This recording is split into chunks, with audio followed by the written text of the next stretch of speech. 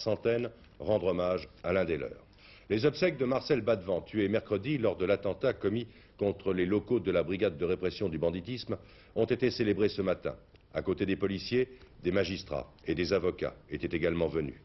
M. Jacques Chirac, accompagné de messieurs Pandreau et Pasqua, ainsi que des principaux responsables de la police française, était présent également. Et c'est le Premier ministre qui devait prononcer l'éloge du disparu. Patrice Pellet, Jean-Louis Bousser et Frédéric Bazille. Émotion, recueillement lorsque le cortège funèbre pénètre dans la cour d'honneur. Tous les corps de police sont représentés, CRS, gendarmes mobiles, renseignements généraux, anti-gang, leur dernier hommage à Badevant. La femme, les enfants, les proches sont là.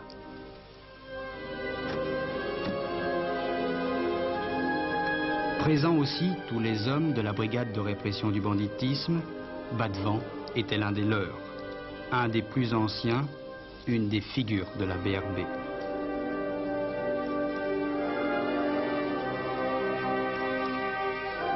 Arrivent ensuite Jacques Chirac, accompagné du ministre de l'Intérieur et du ministre délégué à la Sécurité. Après le salut au drapeau, les trois hommes présentent leurs condoléances à la famille. Le Premier ministre, sur la proposition du ministre de l'Intérieur, cite à l'ordre de la Nation M. Marcel Badevant, commissaire principal de la police nationale à la brigade de répression du banditisme de la préfecture de police. La mort inopinée qui est venue ici le surprendre est la plus sournoise de toutes, la plus haïssable, la plus méprisable dans son origine, celle des terroristes, celle des assassinats à l'aveugle.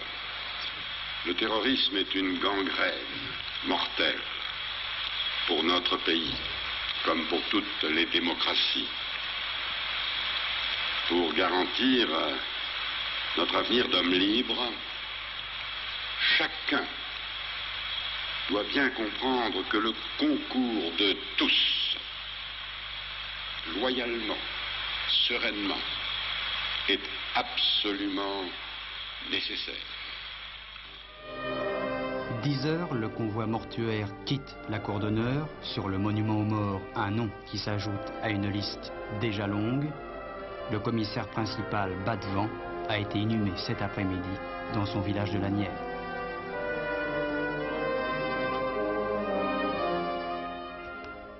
Oui, cet après-midi, lors de cette inhumation, un message du chef de l'État a été lu. M. François Mitterrand y insistait sur la nécessité d'unir tout le pays dans la lutte contre le terrorisme.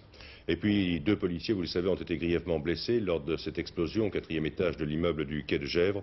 Eh bien, ces 2 policiers sont toujours hospitalisés, et ce, dans un état préoccupant. L'enquête de la police, elle, pour retrouver le ou les coupables de cet attentat, se poursuit, il faut le dire, dans le plus grand secret. Alors, une seule chose semble certaine aujourd'hui, c'est bien Action Directe qui a frappé. La lettre de revendication adressée à notre confrère Le Monde a en effet été authentifiée par les experts. Et au sein du mouvement dissous Action Directe, il semble bien que ce soit Max Frérot qui ait été l'instigateur et probablement l'exécutant de cet attentat. Roland Sicard.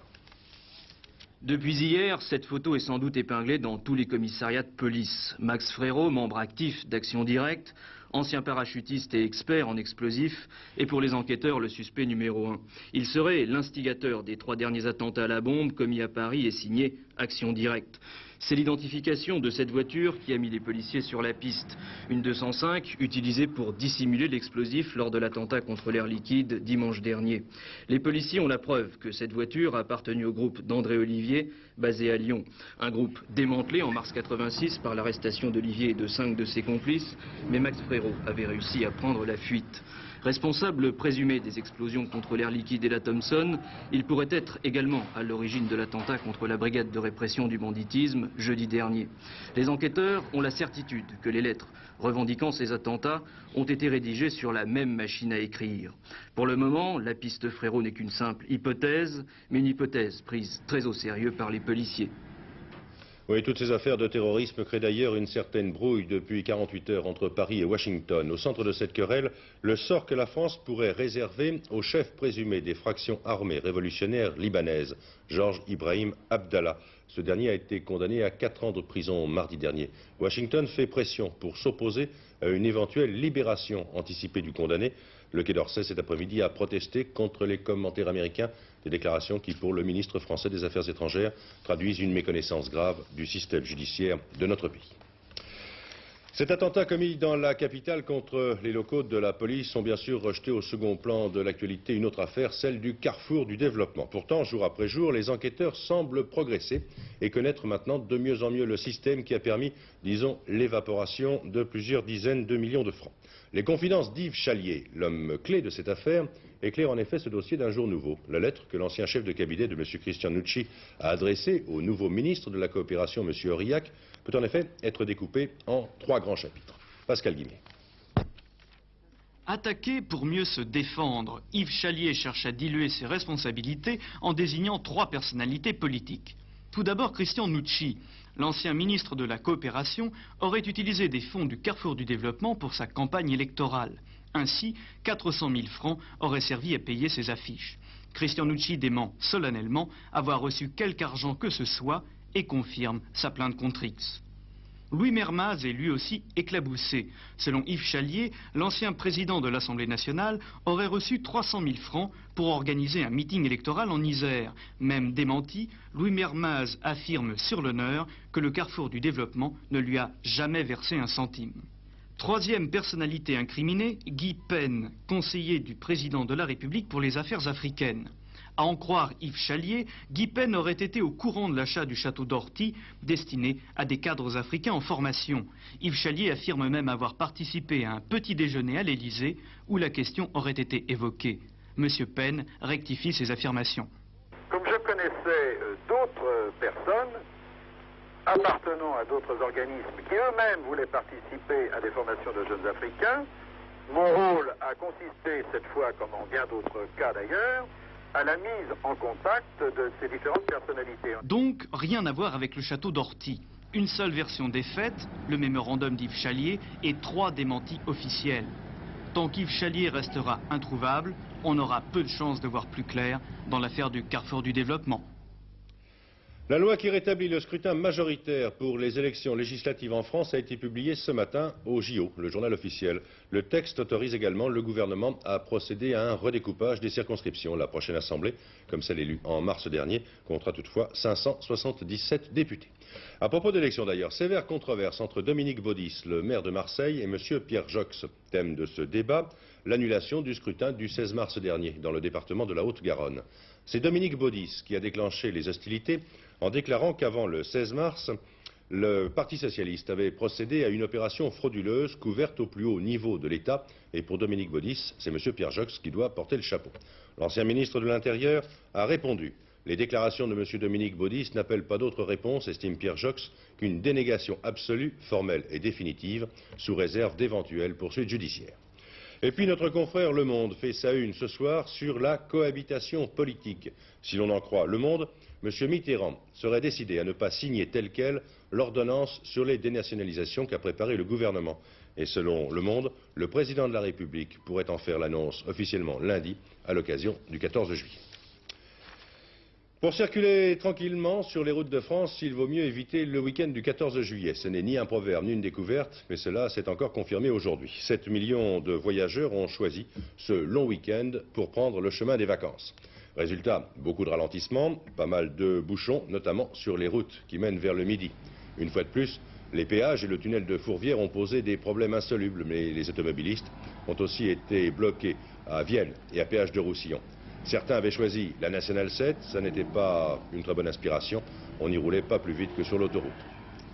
En contrepartie, et ça c'est plutôt une bonne surprise, les automobilistes ont découvert des tarifs pour l'essence et le super particulièrement concurrentiels. Depuis 8 jours, les grandes compagnies se font la guerre. C'est à celle qui baissera le plus rapidement possible et le plus fortement ses prix. Jean-Marc Dubois et Jean-François Hoffmann ont fait le plein pour Antenne 2 aujourd'hui. Vous connaissez la dernière information? Les prix des carburants sur l'autoroute du Sud ont baissé hier. Si, je vous le promets. Voilà d'ailleurs le quartet gagnant du Super entre 4,87 et 4,88. Ma voiture balance. Une véritable guerre des tarifs entre compagnies pétrolières. Les hostilités ont été déclenchées hier. Premier coup de feu. Esso. Le 4,97 hier matin. Et on a descendu à 4,88 hier matin. Et encore à 4,87 à 14 heures. C'est vous qui avez commencé? Oui, c'est ça. Ouais. Et les autres stations? Bah, ils suivent, ils sont en train de suivre. Elf, étendards au vent, mène la charge. 4 juillet, on était à 5,08. On est repassé au 11 juillet à 4,95 pour repasser hier soir à 4,87. Total de peur de perdre la bataille s'aligne, suivi de près par Shell. À 4,87, personne ne tique, même en tard. En 24 heures, toutes les stations se sont alignées. Le front est installé, chacun sur sa position. Personne ne veut être à la traîne, à la grande joie des automobilistes. Compte tenu du nombre de litres d'essence qu'on est obligé de consommer pour pouvoir rouler, c'est quand même appréciable. Bien sûr, il y a toujours les irréductibles. Parce qu'elle est toujours trop chère. Et là, ça a baissé. Oui, ça a baissé, c'est quand même mieux, mais enfin, il y en a à 4,55. On en trouve à 4,55. Où? Oui, dans les supermarchés, dans les grandes surfaces. Près de 10 centimes de baisse en 24 heures, un record. Un record qui a ses raisons. Les pétroliers ne sont pas des philanthropes. Non, c'est le baril qui ne cesse de baisser et aussi les automobilistes qui ne cessent de râler. Les gens ils disaient qu'on exagérait un peu, quoi. Enfin, nous sommes au contact de la clientèle direct, ils nous disaient qu'on exagérait, que c'était des prix vraiment... Quand on était au-dessus de 5 francs, quoi, par rapport aux autres qui étaient toujours en dessous de la barre des 5 francs. Résultat, avec le Super à 4,87, sur autoroute, c'est maintenant la route qui souvent devient plus chère. 4,80, non, ça c'est l'ordinaire. Le Super, c'est en bas. 4,90, on se défend comme on peut. Mais attention, 4,87 sur autoroute, ça n'est qu'une bataille. La guerre n'est pas gagnée, car un prix peut en cacher un autre. Oui, et avant de continuer à parler pétrole et essence, un petit rectificatif en forme de parenthèse. En évoquant Dominique Baudis, je lui ai attribué la mairie de Marseille tout à l'heure. C'est bien sûr de la mairie de Toulouse, dont Dominique Baudis est le premier élu. Voilà pour cette petite parenthèse et ce rectificatif. Si les prix de l'essence et du super continuent de diminuer à la pompe, c'est bien sûr parce que le pétrole coûte de moins en moins cher. Il y a quelques jours, on pouvait en trouver à moins de 10 $ le baril. Les Américains ont donc été eux aussi obligés de baisser leur prix à la production dans le Texas. Aujourd'hui, les prix aux États-Unis se situent entre 12 et 13 $. Une chute de revenus qui ne fait pas l'affaire, loin de là, de tous les producteurs américains. Claude Guélière. Dans ce gigantesque désert qu'est l'ouest du Texas, aussi plat que la mer qui le recouvrait autrefois, les seules choses qui bougent pour quelque temps encore sont les pompes à pétrole. Sous ce maquis, ces broussailles, ces cactus, reposent 22% des réserves de pétrole des États-Unis. Elles risquent bien de rester à l'état de réserve. Ce n'est plus intéressant de pomper. Les gens ici ne réparent même plus leur équipement. Si une pompe tombe en panne, ils n'ont plus les moyens de la faire réparer. Bill Smith répare et vend des pompes. Elles rouillent dans sa cour et il est au bord de la faillite. Il y a quelques jours, des ouvriers en larmes ont coulé du béton dans les puits pour protéger le pactole qui aujourd'hui ne vaut plus rien. Ils repartent avec leurs maisons préfabriquées sur des autoroutes désertes à la recherche de travail. Midland, il y a 10 ans, ce n'était pas grand-chose. Et puis après l'embargo arabe sur le pétrole, quand le prix du baril a doublé et puis encore doublé, comme à la roulette, Midland est devenu un Las Vegas des affaires, attirant tous les aventuriers du capitalisme à l'affût des paris financiers. Les grandes compagnies pétrolières, les assurances, les banques y transféraient leurs sièges, et rien n'était trop beau. Au milieu du sable, un Brésilien naissait. On devenait riche, dit la légende, qui n'a que 5 ans, simplement en parlant de forage. Des businessmen sans expérience s'offraient des derricks et creusaient. C'était en 81. Aujourd'hui, ranch, derrick, limousine et même machines à écrire sont à vendre aux enchères. Le matériel a été saisi, témoin de la faillite et des mises mal placées, on liquide. Midland est devenu la capitale de la banqueroute, le meilleur marché d'occasion des États-Unis. On continue à jouer, mais sur l'infortune des autres. Et ces images sont le plus évident et cruel exemple du prix de la libre entreprise. Le risque se paie. Plus le terrain est difficile et plus grands sont les risques. Mais plus grands sont les risques et plus le gain est important. Et comment est votre situation personnelle? Très difficile, bien sûr. Le prix du pétrole est tombé de 50% en 3 mois. Ça réduit donc la valeur de mon entreprise de moitié et le bénéfice aussi, en un temps très court. Évidemment, les dettes que j'ai à rembourser n'ont pas, elles, été réduites de moitié. Elles restent les mêmes. Il fait partie de ces entrepreneurs indépendants qui louent des concessions, cherchent de l'argent et fort. Aujourd'hui, il paie ses dettes et fait le dos rond, en attendant des jours meilleurs. Mais beaucoup ne peuvent plus attendre. Devant le club des millionnaires construit en marbre, il n'y a plus de voitures en stationnement. Les membres ne peuvent plus payer leurs cotisations annuelles. Ils étaient plus de 500 autrefois sur la liste d'attente. Les plantes aujourd'hui dépérissent dans un house club désert. Ils n'arrivaient pas à dépenser leur argent assez vite. Ils vivaient au jour le jour et un jour ne suffisait pas à tout dépenser. Aujourd'hui, les usines pétrochimiques tournent au ralenti. Les grandes compagnies continuent à extraire, mais à perte. Elles ont licencié une partie de leur personnel. Mais les plus touchés sont les indépendants. À eux seuls, ils effectuaient 80% des recherches. Ce sont eux qui prenaient les risques, ils ont arrêté. Et on ne fore plus.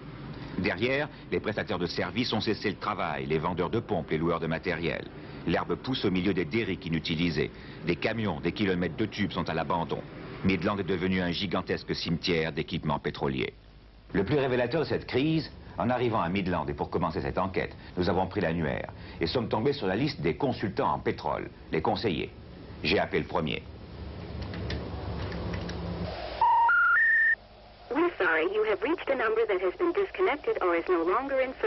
Et puis le deuxième.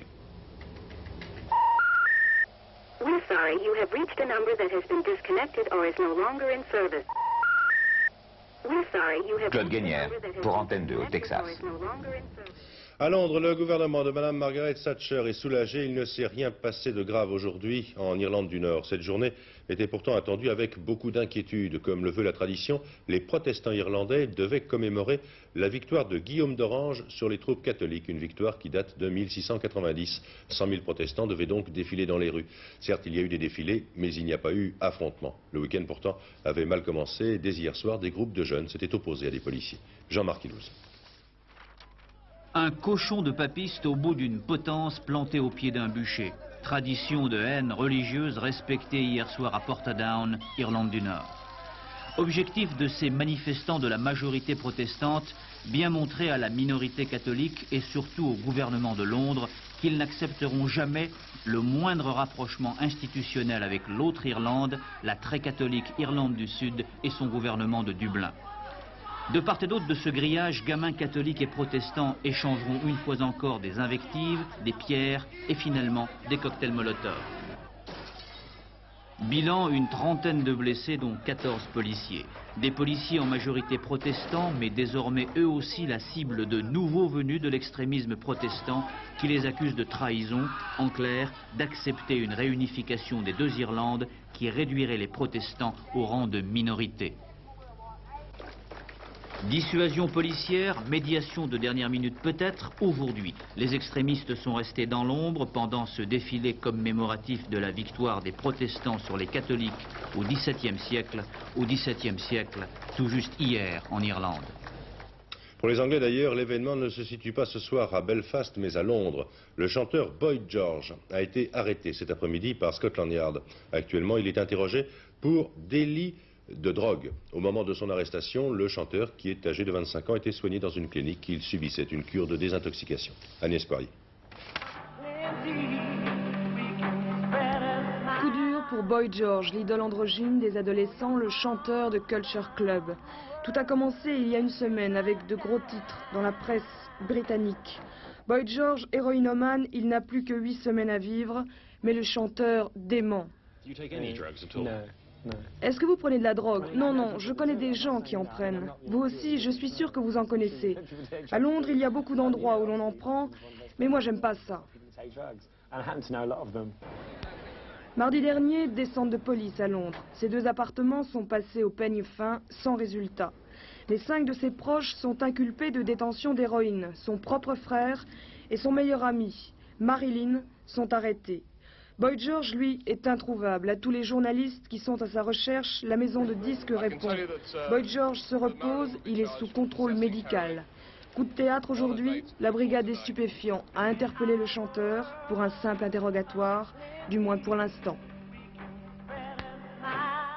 Les sports, sur la route du Tour de France, les choses sérieuses commencent et comme d'habitude dans les grandes occasions, eh bien Bernard Hinault est là. Aujourd'hui, les coureurs disputaient une étape contre la montre, 61 km 500, seul sur un vélo, en essayant d'aller plus vite que les autres. À ce petit jeu, eh bien c'est le Breton qui l'a emporté, et très nettement. Laurent Fignon, lui, a subi un échec. Quant à Pedersen, il a réussi tout de même à garder le maillot jaune. Marc Maisonneuve.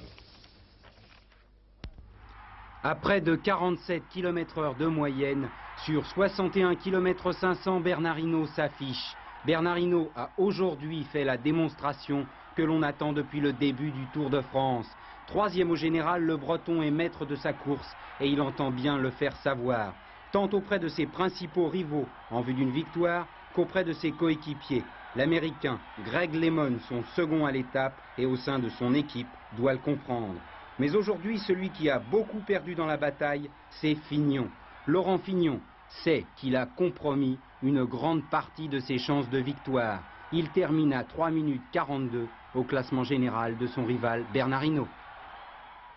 En voile, les Français sont décidément des spécialistes. Après Éric Tabarly, c'était en 1980, Marc Pajot en 80 et Patrick Morvan en 84, Loïc Karadec, Philippe Fasque et leurs 4 compagnons de route ont battu le record de la traversée de l'Atlantique à la voile. Royal, leur catamaran de 26 mètres, a franchi la distance qui sépare New York du Cap Lizard en moins de 8 jours. Patrick Naff. Cette lumière qui scintille à terre derrière Royal, le phare du Cap Lizard. Ligne d'arrivée après 7 jours, 21 heures, 5 minutes et 42 secondes de traversée. Karadec et Fac viennent de pulvériser le record de l'Atlantique, 19 heures et 31 minutes de moins que l'ancien record de Patrick Morvan. L'importance du routage de Jean-Yves Bernot était primordiale. C'était de bien choisir son moment pour partir avec des conditions qu'on était sûr d'avoir le plus longtemps possible. On est parti pour avoir des bonnes conditions à l'arrivée, la preuve, ça a marché. À mon avis, bon, je manque peut-être de modestie, mais il n'y a pas un voilier au monde actuellement qui est aussi rapide que Royal sur des traversées comme ça. Pour battre ce record et rejoindre dans la légende Charlie Barr, Éric Tabarly, Marc Pajot et Patrick Morvan, 6 hommes à bord, 1 homme à terre, au centre informatique et mer de Bayonne. C'est ici que Royal a été guidé sur les 5400 km de navigation à l'aide d'un ordinateur. Un programme informatique destiné à optimiser les performances du bateau en fonction des conditions météo. Route choisie, l'orthodromique. Grâce à la balise Argos, la position exacte de Royal était transmise à Bayonne par satellite. Une fois les calculs effectués, il ne restait plus qu'à les transmettre au skipper qui suivait la meilleure route possible. Un travail déterminant. Nous, bien à l'aise dans nos bureaux à Bayonne, on fait des calculs, on est peut-être très intelligents, mais ceux qui vont batailler sur la plage avant, ceux qui prennent le vent et les vagues, il n'y a pas de problème, c'est l'équipage. 12 jours et 4 heures, c'est le temps qu'avait mis Charlie Barr en 1905. Pour gagner un peu plus de 4 jours et demi, il aura fallu attendre l'apparition des maxi-catamarans, de l'informatique et 81 ans. Oui, pas d'ordinateur en revanche pour les concurrents de la course en solitaire du Figaro qui navigue en ce moment entre Perros-Guirec et le Fastnet en Irlande. Le départ a été donné ce matin à 11 h aux 30 bateaux en course. Parmi les favoris, Philippe Poupon, le vainqueur de l'an passé sur Fleury-Michon, et Jean Lecam qui avait terminé à la seconde place et qui navigue sur Cantreau-Ordon. À Brands Hatch, les essais sont terminés et demain, c'est finalement le Brésilien Nelson Piquet et le Britannique Nigel Mansell qui partiront en première ligne de ce Grand Prix d'Angleterre de Formule 1. Tous deux pilotes des Williams à moteur Honda. Alain Prost n'a pu réaliser que le 6e temps, Alain Cancès. Alain ? Le circuit du Grand Prix de Grande-Bretagne à Brands Hatch. C'est ici que l'an dernier, Alain Prost avait définitivement assuré sa victoire dans le championnat du monde des conducteurs. Il est vrai beaucoup plus tard dans la saison, au mois d'octobre. Cette année, Alain Prost et les McLaren doivent faire face à une concurrence beaucoup plus difficile, de la part notamment des Williams. Alain Prost reste malgré tout optimiste. Cette année, la concurrence est beaucoup plus forte et que, surtout avec Williams, on aura beaucoup de mal à gagner le championnat cette année. Bon, enfin, c'est pas perdu, c'est beaucoup plus dur. Mais si je gagne, ça n'en sera que plus beau, mais enfin, on n'en est pas encore là. Pour Alain Prost et les McLaren, la menace la plus sérieuse vient des Williams, dont les 2 coureurs, Nelson Piquet et Nigel Mansell, partiront demain en tête. Nigel Mansell, le Britannique, second sur la grille de départ, aura l'avantage de courir devant son public. C'est quelque chose, courir chez soi. Il y aura 120 000 personnes ici dimanche. C'est merveilleux, on se sent bien. Alain Prost compte sur son savoir-faire et son expérience pour compenser son handicap. Je dois calculer ma course en fonction des adversaires et surtout des pneus, de la consommation d'essence. Donc c'est plus une course et une tactique de longue haleine. Mais en tout cas, malgré que ce soit une course différente, ça me plaît autant et je suis toujours aussi optimiste. Pour les Ligiers, une mauvaise nouvelle. Le turbo de la voiture de Jacques Laffite a pris feu lors des essais. Le pilote français est fort heureusement sorti indemne de l'accident. C'est ma voiture de course, c'est qu'elle est très abîmée. Et ce que je reproche surtout, enfin ce que je regrette, c'est que il est moyen mis en place pour éteindre un incendie. Là, ça va bien. Je suis sorti de la voiture, mais par exemple, au même moment, si je tape le rail et que je suis coincé dans ma voiture, le feu, on met trop de temps à éteindre le feu. Il n'y a pas de moyens suffisants et ça, c'est très grave. Jacques Laffite devra sans doute courir sur la voiture de rechange. Mais chez Ligier, le grand sujet de conversation est l'arrivée des nouveaux moteurs Alfa Romeo qui, l'an prochain, remplaceront les moteurs Renault. Vous savez, moi je suis nationaliste, je veux dire, je suis français, j'aurais absolument voulu rester, enfin j'aurais aimé continuer avec Renault. Il se trouve que Renault n'a pas fait de proposition à temps à Guy Ligier et que de toute façon il fallait payer et que payer 3 millions de dollars par an, l'écurie ligitane n'avait pas le moyen de faire ça et Alfa c'est gratuit. C'est gratuit et en plus de ça, c'est un moteur qui tourne depuis 1 an et demi au vent, qui a priori, les bons motoristes, c'est pas dur de faire un moteur F1. Il y aura un tiercé demain. Il aura lieu à Saint-Cloud dans la 4e course, le prix de l'Easy, à un handicap de 2100 mètres avec 16 partants seulement. Lionel Ovadia.